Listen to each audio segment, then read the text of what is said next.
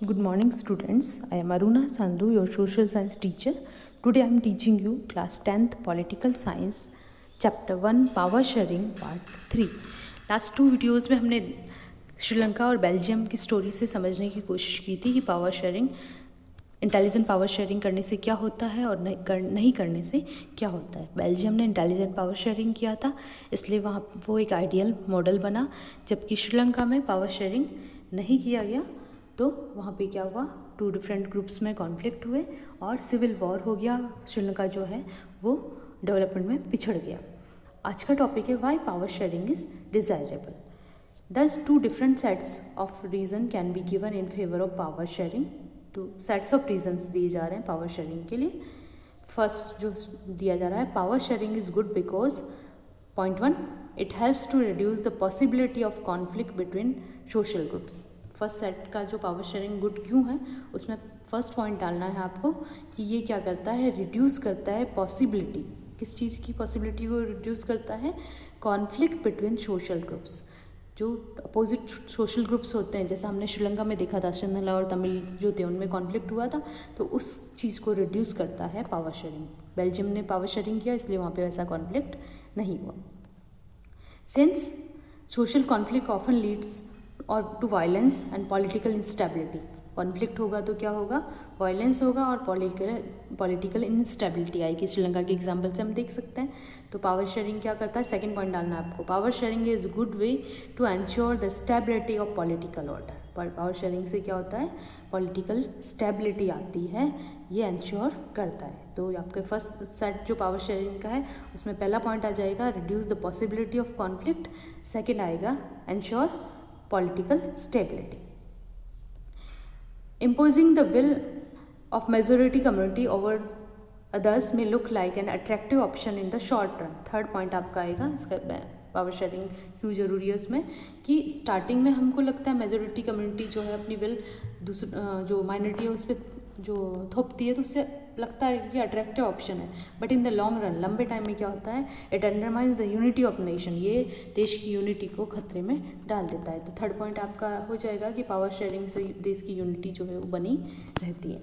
Tyranny of majority is not just oppressive for the minority, it often bring ruin to the majority as well. यानी जो अगर majority है वो अपना tyranny, आतंक जो है वो माइनॉरिटी भी लगाएगी, तो ओनली माइनॉरिटी का ही लॉस नहीं होगा, मेजोरिटी का भी लॉस होगा। ये हमने श्रीलंका के एग्जाम्पल से समझ सकते हैं। सिविल वॉर होता है, देश की जो पीस है, यूनिटी जो है वो डेंजर में आती है, तो देश डेवलपमेंट में पिछड़ जाता है, तो माइनॉरिटी के साथ साथ मेजोरिटी को इसका लॉस जो है वो भुगतना पड़ता है। तो ये फर्स्ट सेट ऑफ आपका रीजंस में आपके हो गए। फर्स्ट क्या है, कॉन्फ्लिक्ट्स को रोकता है, पॉसिबिलिटी कम करता है, रिड्यूस करता है कॉन्फ्लिक्ट्स की पॉसिबिलिटी को। सेकंड क्या है कि पॉलिटिकल स्टेबिलिटी लाता है ये। थर्ड ये है कि मेजॉरिटी और माइनॉरिटी दोनों के लिए ये फ़ायदेमंद है और लॉन्ग रन में ये दोनों के लिए अच्छा रहता है। सेकेंड सेट जो है उसमें क्या है, there is a second deeper reason why power sharing is good for democracies. Power sharing is the very spirit of democracy. अब ये क्या बता रहा है कि पावर शेयरिंग तो डेमोक्रेसी की स्पिरिट है। अगर पावर शेयरिंग नहीं होगा तो डेमोक्रेसी विदाउट स्पिरिट हो जाएगा, उसमें जान ही निकल जाएगी। A democratic rule involves sharing power with those affected by its exercise and who have to live with its effects. यानी डेमोक्रेटिक क्या है कि जो जिन लोगों पे हम रूल हो रहा है उनकी जो है जो विल है, जो पावर, उनको पूछा जाना चाहिए। वो जो अगर इफेक्ट रहे हैं तो उनसे कंसल्ट किया जाना चाहिए। People have right to be consulted on how they are to be governed. A legitimate government is one who where citizen through participation acquire a stake in the system. तो क्या है कि ये जो सेकेंड सेट है उसमें बोल रहा है कि पावर शेयरिंग तो डेमोक्रेसी की स्पिरिट है। डेमोक्रेटिक रूल में जो लोग पावर शेयर, उनका जो रूल है उसमें पावर शेयरिंग होना चाहिए। जो जिन लोगों पे रूलिंग किया जा रहा है, एक्सरसाइज किया जा रहा है, वो इफेक्ट हो रहे हैं, उनकी विल पूछी जानी चाहिए, उनका पार्टिसिपेशन होना चाहिए। अब let us call the first set of reason prudential and the second moral. जो फर्स्ट सेट ऑफ ये रीजंस पढ़े थे ये तो है प्रूडेंशियल, और सेकंड जो है कि स्पिरिट है ये है मॉरल। अब आपका वर्ड आया है prudential. What is prudential? Based on prudence और ऑन केयरफुल कैलकुलेशन, कैलकुलेशन करना, किसकी कैलकुलेशन करना, ऑफ गेन्स एंड लॉसेस की, क्या फ़ायदे हो रहे हैं और क्या नुकसान हो रहे हैं। Prudential decisions are usually contrasted with decisions based on purely on moral consideration. कि प्रूडेंशियल डिसीजंस में क्या होता है कि हमें क्या लॉस हो रहा है, हमने पढ़ा ना कि स्टेबिलिटी रहती है, अगर ऐसा नहीं होगा तो इंस्टेबिलिटी आएगी, मेजोरिटी को लॉन्ग रन में होगा लॉस होगा। तो ये सब क्या है कि प्रूडेंशियल हो गया, और इसका अपोजिट क्या है, मॉरल। उसमें हमने पढ़ा कि जो है ये स्पिरिट है, पावर शेयरिंग होना चाहिए, वरना डेमोक्रेसी का कुछ मतलब ही नहीं रहेगा।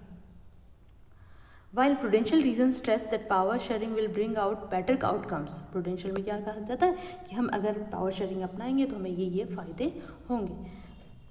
और moral reasons emphasize the very act of power sharing is valuable, कि ये valuable है इसलिए हमें इसे अपनाना चाहिए। अब आपका नेक्स्ट है, तो ये तो हो गया कि पावर शेयरिंग क्यों किया जाना चाहिए। अब आ रहा है फॉर्म्स ऑफ पावर शेयरिंग, कितनी तरह पावर शेयरिंग के टाइप्स क्या है। The idea of power sharing has emerged in opposition to the notions of undivided political power। ये पावर शेयरिंग का अपोजिट क्या है, ये पॉलिटिकल पावर्स को अनडिवाइड किया जाए, बांटा नहीं जाए। For a long time it was believed that all powers of a government must reside in one person or group of persons located at one place। पुराने टाइम में क्या बिलीव किया जाता था कि सारी ऑल पावर्स जो है गवर्नमेंट के must reside in one person और ग्रुप की, एक आदमी में या एक ग्रुप में ही रहने चाहिए, लोकेटेड एट वन प्लेस, एक ही जगह क्यों रहने चाहिए।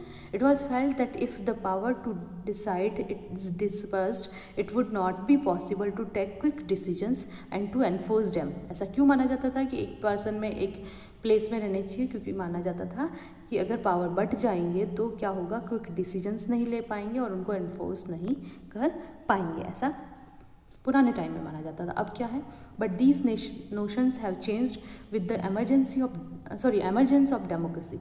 पर अब जब कंट्री सब जगह डेमोक्रेसी है तो ये चीज़ें नहीं हो सकती, पावर शेयरिंग जरूरी है। हमने पढ़ा डेमोक्रेसी की स्पिरिट है पावर शेयरिंग।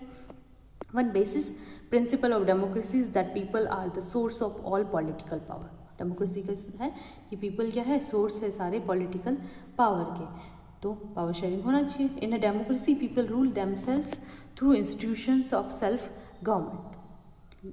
जो पीपल हैं रूल करते हैं अपने आप पे, कैसे, इंस्टीट्यूशंस की तरह। In a good democratic government due respect is given to diverse groups and views that exist in a society.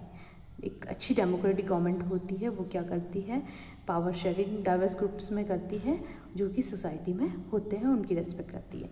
Everyone has a voice in the shaping of public policies. हर एक जो पीपल है उसकी voice जो होती है किसमें, public policies को शेप करने में उनकी वॉइस होती है। Therefore, it follows that in a democracy, political power should be distributed among as many citizens as possible. In modern democracies, power sharing arrangements can take many forms. Let us look at some of the most common arrangements that we have or will come across. First है आपका power is shared among different organs of the government. हमने last classes में पढ़ा था 3 organs of government होते हैं, legislature, executive and judiciary. तो इनमें इक्वल पावर डिस्ट्रीब्यूशन होता है। It let us call this horizontal distribution of power. इसको क्या कहा जाता है, हॉरिजॉन्टल डिस्ट्रीब्यूशन ऑफ पावर। एक लाइन में सीधा पावर शेयरिंग होता है, इक्वल पावर शेयरिंग होता है। क्यों कहा जाता है इसको horizontal, because it allows different organs of government placed at the same level. एक ही लेवल पे होते हैं तीनों, legislature, executive and judiciary, same level पे, इसीलिए इसको हॉरिजॉन्टल पावर डिस्ट्रीब्यूशन कहा जाता है। To exercise different powers such a separation ensure that none of the organs can exercise unlimited power. की कोई एक ऑर्गन अनलिमिटेड पावर्स एक्सरसाइज नहीं कर सके, सबके पास इक्वल पावर्स रहे। Each organ check the others, और इसके लिए पावर्स को लिमिट में करने के लिए क्या कहा जाता है कि 3 ऑर्गन्स जो है वो आपस में एक दूसरे को चेक करेंगे। This results in a balance of power. उससे चेक करने से क्या होगा, पावर्स का बैलेंस बना रहेगा among various institutions. Last year we studied that in a democracy, हमने पढ़ा था last year, even though ministers and government officials exercise power. Ministers government official क्या हो गए, एग्जीक्यूटिव का रूप ये हो गया। तो वो लोग क्या करते हैं, पावर को एक्सरसाइज करते हैं, बट क्या होता है, they are responsible to the parliament और स्टेट असेंबलीज। पर वो पार्लियामेंट या स्टेट असेंबलीज यानी कौन हो गया, लेजिस्लेचर, उसके लिए रेस्पॉन्सिबल होंगे। सिमिलरली ऑल दो जजेस कौन हो गया, judiciary are appointed by the executive. अब जज को कौन अपॉइंट करता है, एग्जीक्यूटिव अपॉइंट करता है, प्रेसिडेंट करता है हमारे यहाँ पे। They can check the functioning of executive, but जो जुडिशरी या जजेस है वो चेक कर सकते हैं फंक्शनिंग इसकी एग्जीक्यूटिव्स और law made by the legislatures. This arrangement is called a system of check and balance. तो ये फर्स्ट हॉरिजॉन्टल पावर डिस्ट्रीब्यूशन समझ में आ गया। सेकंड है power can be shared among government at different levels, अलग अलग लेवल पे। सबसे ऊपर central government, then state government, then local जो गवर्नमेंट्स हैं, तो अलग अलग लेवल्स पे होता है। फर्स्ट जो हॉरिजॉन्टल वाला था उसमें तो एक ही लेवल पे था, इसमें डिफरेंट लेवल्स पे पावर शेयरिंग है। A general government for the entire country and government at the provincial और रीजनल लेवल। सबसे ऊपर central government, then state government and then local government. Such a general government for the entire country is usually called federal government. In India, we refer to at the central or union government. जो central top level पे होती है उसको federal government बोलते हैं, हमारे India में उसको क्या बोलते हैं, यूनियन गवर्नमेंट या central government. The governments eight the provincial और रीजनल लेवल, जो सेकेंड लेवल पे गवर्नमेंट होती है, प्रोविंशियल लेवल पे, स्टेट रीजनल लेवल पे होती है, called by different name in different countries. अलग अलग कंट्रीज में अलग अलग नेम से उनको बुलाया जाता है। इन इंडिया में क्या कहा जाता है, we call them state government. India में हम क्या कहते हैं, state government. This system is not followed in all countries. ये सिस्टम जो है सब कंट्रीज़ में नहीं फॉलो किया जाता है। कहाँ जब किया जाता है, जहाँ पे फेडरल सिस्टम को फॉलो किया जाता है। There are many countries where there are no provincial और state government, but in those countries like ours where there are different levels of government, the constitution clearly lays down the powers of different levels of government। पर जहाँ पे हमारे जैसे countries में जहाँ पे federal government को फॉलो किया जाता है वहाँ पे पावर जो शेयरिंग है ऐसा हमें देखने को मिलता है। वहाँ पे क्या होता है, the constitution clearly lays down the powers of different levels of government. यहाँ पे कॉन्स्टिट्यूशन में क्लियरली मेंशन कर दिया जाता है कि सेंट्रल गवर्नमेंट के पास कौन से पावर्स होंगे, स्टेट गवर्नमेंट के पास कौन से पावर्स होंगे। This is what they did in Belgium. Belgium में हमने पढ़ा था ना, कॉन्स्टिट्यूशन में पावर्स दे दिए गए थे, but was refuge in Sri Lanka. पर श्रीलंका में नहीं दिए गए थे, तो श्रीलंका में फेडरल सिस्टम नहीं फॉलो किया गया था, बेल्जियम में किया गया था, इंडिया में किया जाता है। This is called federal division of power. Important आपको क्वेश्चन हो सकता है, what is federal division of power. तो आपको बताना है कि कॉन्स्टिट्यूशन के द्वारा पावर्स जो है वो डिस्ट्रीब्यूट किए जाते हैं, मेंशंस किए जाते हैं। The same principle can be extended to levels of government lower than the state government. State government से नीचे भी लेवल पे गवर्नमेंट्स होती है, such as the municipality and panchayat. That is called division of power involving higher and lower levels of government. Vertical division of power. Underline कर लेना, आपका higher level और लोअर लेवल पे जो पावर डिवीजन होता है उसे क्या कहते हैं, वर्टिकल डिवीजन ऑफ पावर। और जो सेम लेवल पे होता है उसको कहते हैं horizontal power division. We shall study these at some length in the next chapter. Next chapter federalism में हम इसको पढ़ेंगे। थर्ड आपका फॉर्म्स ऑफ पावर शेयरिंग है, सोशल ग्रुप्स में जो डिफरेंट सोशल ग्रुप्स में पावर शेयर किया जाता है, such as the religious and linguistic groups. Community government in Belgium पढ़ा था हमने, is a good example of this arrangement. In some countries there are constitutional and legal arrangements whereby socially weaker sections and women are represented in the legislature and administration. हमारे India में देखने को मिलता है ना कि वुमेन्स के लिए वीकर सेक्शन जो SC STs है उनके लिए रिप्रेजेंटेशन दिया गया है लेजिस्लेचर में, ताकि उनको क्या है मेन स्ट्रीम में डेवलपमेंट में आगे लाया जा सके। Last year we studied the system of reserved constituencies in assemblies and the parliament of our country. This type of arrangements is meant to give space in the government and administration to diverse social groups who otherwise would feel alienated from the government. उनको reservation दिया गया है ताकि वो main stream में आ सके, उनको align feeling नहीं हो। This method is use to give minority communities a fair share in power, ताकि माइनॉरिटी कम्युनिटी जो है उनको भी पावर जो है फेयर शेयर मिले। In unit second we shall look at various ways of accommodating social diversities. Fourth forms of power division है आपका power sharing arrangements can also be seen in the way political parties, pressure groups and movements control और influence those in power. जो power में है उनको control करने वाले लोग पॉलिटिकल पार्टीज है, प्रेशर ग्रुप्स है और जो मूवमेंट्स होते हैं। In a democracy the citizen must have freedom to choose among various contenders of power for power. In contemporary democracies this take the form of competition among different parties. अलग अलग political parties में competition देखते हैं, election win करने की कोशिश करते हैं वो लोग, ताकि अपनी जो आइडियोलॉजी है उसको उसमें इम्प्लीमेंट कर सके। Such competition ensures that power does not remain in one hand. Competition रहेगा तो उससे क्या हो रहेगा, ये सिक्योरिटी रहती है पब्लिक को कि एक हाथ में पावर नहीं रहेगा। In the long run power is shared among different political parties that represent different ideologies and social groups. क्या होगा कि लॉन्ग रन में दूसरी पार्टीज, पॉलिटिकल पार्टीज़ को भी मौका मिल सकता है, अगर इलेक्शन जीतती है वो तो अपनी आइडियोलॉजी को इम्प्लीमेंट कर सके, तो किसी एक पर्सन या ग्रुप के हाथों में पावर नहीं रहेगा। Sometimes this kind of sharing can be direct when 2 or more parties form an alliance.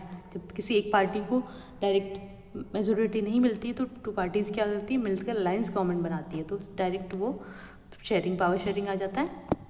To contest election, if there alliance is elected they form a coalition government. Important है question, आप underline कर लेना। What is coalition government? तो जब when 2 or more parties form an alliance to contest election, if their alliance is elected, they form a coalition government. In a democracy, we find interest groups such as those of traders, businessmen, industrialists, farmers, and industrial workers. They also will have a share in the government power, either through participation in governmental committees or bringing influence on the decision-making process. In Unit 3rd, we shall study the working of political parties, pressure groups, and social movements. तो ये आपका 4th जो forms of power division है, समझ में आ गया। ये आपका चैप्टर कंप्लीट होता है। You have to make notes of this part and जो भी क्वेश्चन है इससे रिलेटेड वो आपको करने हैं। Okay, have a nice day.